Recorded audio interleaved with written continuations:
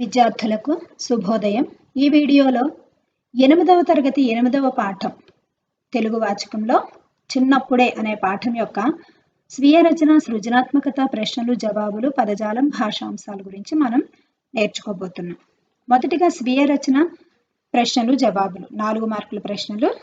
వెంకట్రావు స్వభావాన్ని తెలపండి. వెంకట్రావు ఆంధ్ర మహాసభ కార్యకర్త. గ్రామాల్లోని పేద ప్రజల సమస్యలను పరిష్కరించేవాడు. పేదల నుండి పెత్తందారులు లంచాలు లాగకుండా చేశాడు. స్త్రీలను నీచంగా చూడటం, దుర్భాషలాడటం జరగకుండా ఆపాడు. విధి విరామం లేకుండా పని చేయించుకునే పద్ధతిని పోగొట్టి సరిగ్గా జీతాలు ఇచ్చేటట్లు చేశాడు. పట్టుదలతో కృషి చేస్తాడు కనుకనే గ్రామీయులు తమ ధన మాన ప్రాణాలను కాపాడేవాడుగా అతన్ని గౌరవించారు. అతడు పరోపకారి, స్నేహశీలి, సమాజాభివృద్ధి కోరేవాడు. ముఖ్యంగా ఒక నాయకుడికి ఉండవలసిన లక్షణాలు ఏంటి? స్వార్థం లేకుండా ఉండడం, పరోపకారి, పర ప్లస్ ఉపకారి, పరోపకారి గుణసంధి అంటే పరులకు ఉపకారం చేసే మనిషి అయి ఉండాలి. స్నేహశీలి, స్నేహంగా అందరితో కలిసిమెలిసి ఉండాలి. సమాజాభివృద్ధి, సమాజ ప్లస్ అభివృద్ధి, సమాజాభివృద్ధి. ఓకే, సమాజానికి అభివృద్ధిని కోరుకునేవాడిగా ఉండాలి ఒక నాయకుడు. ఆ లక్షణాలన్నీ వెంకట్రావుకు ఉన్నాయి కాబట్టి ఒక మంచి స్వభావం కలిగిన ఒక కార్యకర్త అని మనం చెప్పొచ్చు. మీరు సొంతగా కూడా రాయడానికి ప్రయత్నించండి. వెంకట్రావు వంటి యువకుల వల్ల కలిగే ప్రయోజనాలేవి? మరి ఇలాంటి మంచి స్వభావాలున్న వ్యక్తుల వల్ల మరి సమాజానికి కలిగేటటువంటి లాభాలు, ప్రయోజనాలు అంటే లాభాలు ఏంటి అని అడిగారు. వెంకట్రావు వంటి యువకులు స్వార్థం లేకుండా సమాజ హితం కోసం పనిచేస్తారు. హితము అంటే మేలు. బడుగు బలహీన వర్గాల హక్కులు కాపాడతారు. పెత్తందారుల దౌర్జన్యాలను ఎదిరిస్తారు. సమాజ స్థాపన, సంఘాభివృద్ధి వాళ్లకు ముఖ్యం. అందుకే అలాంటి వాళ్ళు ప్రజల నుండి ప్రేమను పొందుతారు.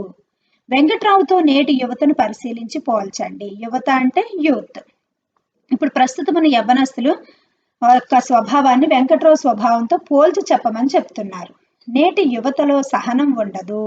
ప్రతి విషయాన్ని తేలికగా తీసుకుంటారు. సమస్యల పట్ల, పనుల పట్ల నిర్లక్ష్యంగా ఉంటారు. కాబట్టి నేటి యువత వెంకట్రావుని చూసి నేర్చుకోవాలి. అతనిలాగా ప్రజల సమస్యలు తెలుసుకొని వాటి పరిష్కారం కోసం కృషి చేయాలి. వెంకట్రావు లాగా ఓర్పు కలిగి ఉండాలి. అందరినీ కలుపుకొని పనిచేసే శక్తి, చాకచక్యం నేటి యువతకు కావాలి. నేటి యువత ఎంత ఎక్కువగా కష్టపడితే అంత ఎక్కువగా వెంకట్రావు లాగా ప్రజాభిమానాన్ని పొందుతారు.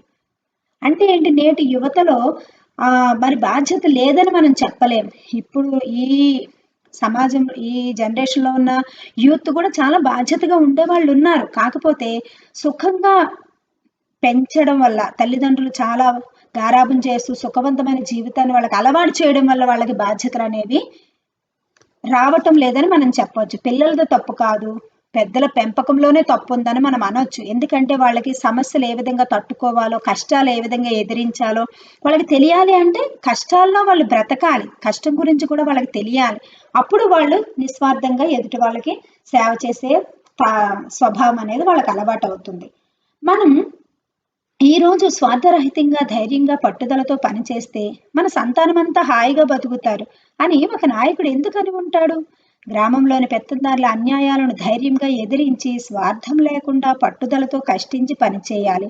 అప్పుడే మన కష్టానికి ప్రతిఫలాన్ని మన పిల్లలు పొంది హాయిగా బతుకుతారని నాయకుడు అని ఉంటాడు. మన ఉదాహరణకి మన స్వాతంత్ర సమరం జరిగేటప్పుడు, స్వాతంత్ర ఉద్యమంలో అనేక మంది పెద్ద పెద్ద చదువులు చదివిన వాళ్ళు, మరి పెద్ద పెద్ద ఉద్యోగాలు చేసేవాళ్ళు కూడా వాటన్నింటినీ పక్కన పెట్టి స్వాతంత్ర ఉద్యమంలో, పోరాటంలో నిస్వార్థంగా కృషి చేయడం వల్ల ఆ రోజు వాళ్ళు కష్టపడినప్పటికీ ఈ రోజు మనం సుఖవంతంగా, స్వతంత్రంగా బ్రతకగలుగుతున్నాం. ఆ ఉద్దేశంతో ఈయన అని ఉంటాడు. కింది ప్రశ్నకు 10 వాక్యాల్లో జవాబులు రాయండి. అంటే ఇది 8 మార్కుల ప్రశ్న. చిన్నప్పుడే కథ ద్వారా ఆనాటి పరిస్థితులు ఎట్లా ఉన్నాయో తెలుసుకున్నారు కదా. నాటి పరిస్థితులు నేటి సమాజంలో కూడా ఉన్నాయా? కారణాలు ఏమిటి? ఈ కథాకాలం నాటికి సంఘంలో పెత్తందారులదే రాజ్యం. వాళ్ళ మాటకు తిరుగులేదు. గ్రామస్తులు మనస్సుతో గాక భయంతో వాళ్లకు దండం పెట్టిన రోజులు అవి. అంటే వాళ్ళు హృదయపూర్వకంగా మరి వాళ్ళని గౌరవిస్తూ దండాలు పెట్టడం కాదు, పెట్టకపోతే కొడతారేమో, పనిష్మెంట్ ఇస్తారేమో, చంపేస్తారేమో అని భయపడి దండాలు పెట్టేవాళ్ళు తప్ప వాళ్ళ గౌరవం అనేది వాళ్ళ మీద ఉండేది కాదు. అంటే వాళ్ళ పరిపాలన రాక్షసంగా ఉండేదన్నమాట.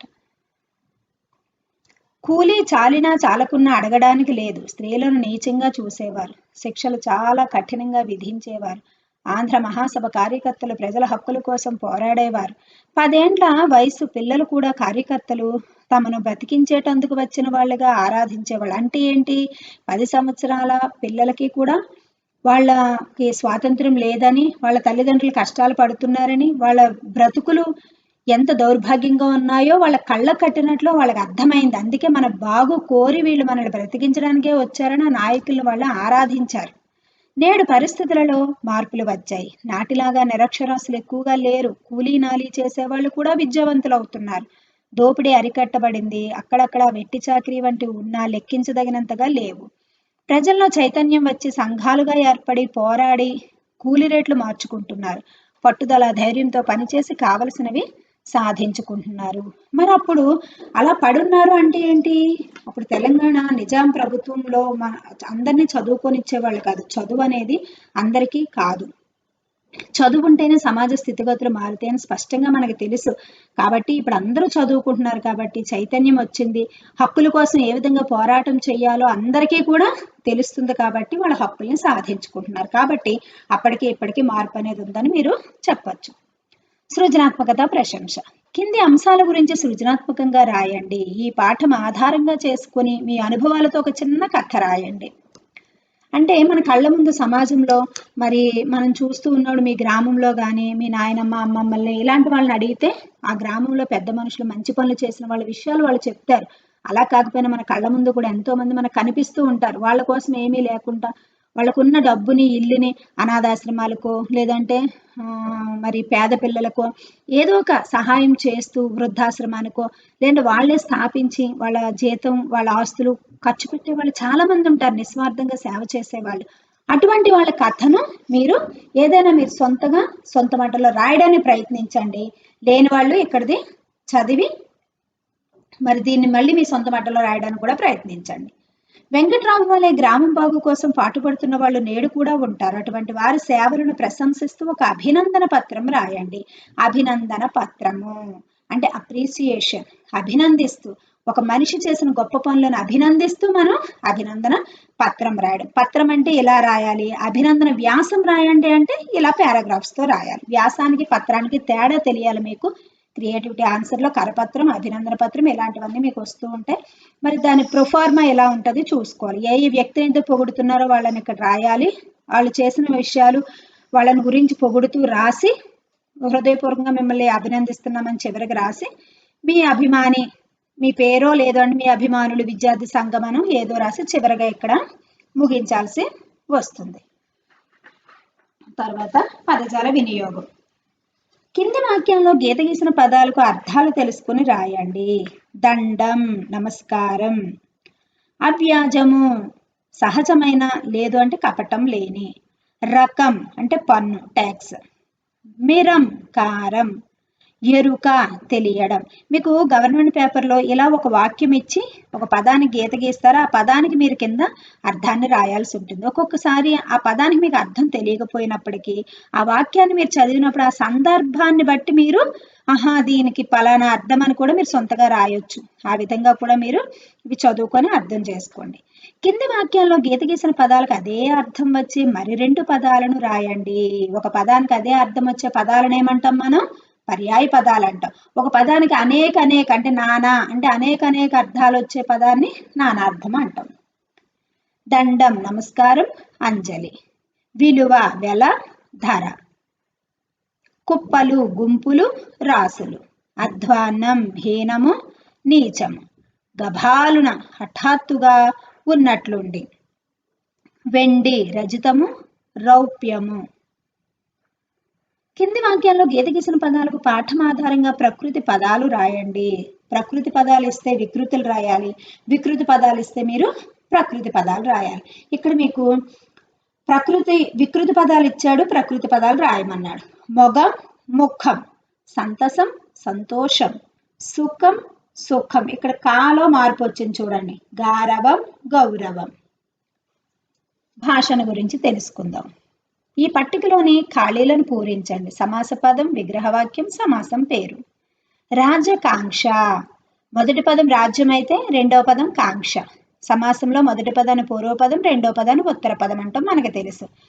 రాజ్యకాంక్ష కాంక్ష దేని మీద కాంక్ష అని మనం ఆలోచించుకుంటే రాజ్యము నందు కాంక్ష.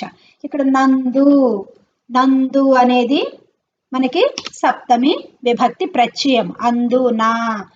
కాబట్టి దీన్ని ఆధారం చేసుకుని మనం ఇది ఏ సమాసమో దాని పేరు మనం రాయగలం.